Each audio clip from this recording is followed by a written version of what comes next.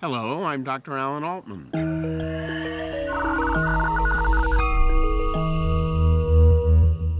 We've learned that anything sexually is both. Okay, take just for a moment, look at men with erectile dysfunction. It was always in your head. And then we realized it was always in your blood flow. Well, it's in your head, but it's a different head. And it depends on that blood flow. Now we know it's both. Because no matter where it starts with men or women, if it starts biologically or physiologically, whether it's hormones or blood flow, it has an impact psychosocially and psychologically. So there's always a give and take with it. That's why the appropriate sexual medicine interview and the appropriate sexual medicine therapy is always multidisciplinary. You've got to have the psychologist involved. You've got to have the gynecologist involved, if it's a woman. You've got to have both. And you set out a course to deal with both. This is why it's so absurd.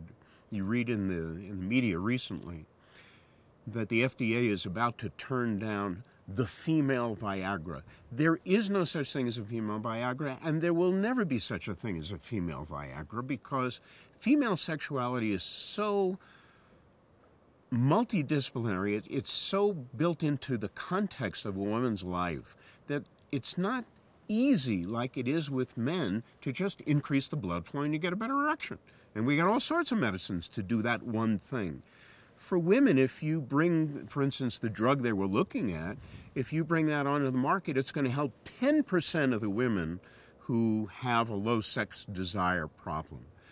And that's got to be integrated with the psychological part of it as well. There can't be such a medicine for women. It's far too complex. Remember that men need a place, women need a reason. And that's a huge difference with respect to what drives sexuality in men and women. We have, over the past 40 years, experienced feminism and the rise in women in the workplace and more power to women. Women have become empowered.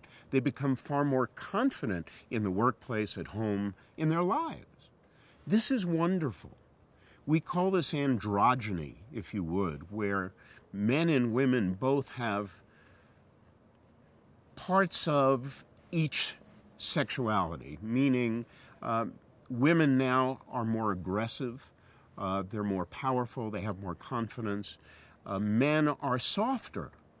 And you see this in the workplace, and it works beautifully in the workplace.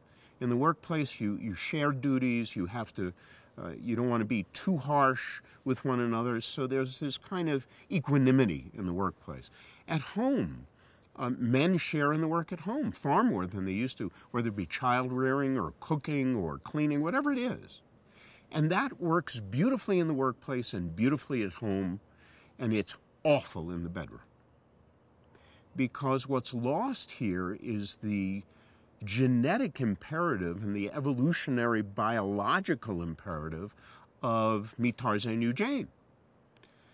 In the 50s, women didn't like doing that because it was demeaning. Now, 50, 60 years later, women have been empowered, they have the confidence.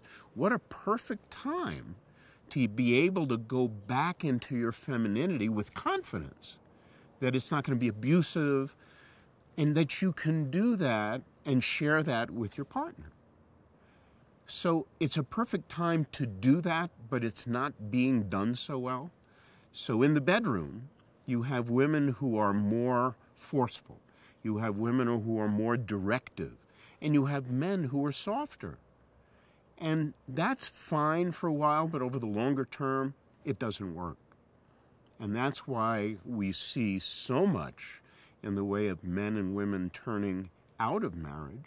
Now, I don't mean divorce, but even if they're not looking for it, finding other stimulation with other partners.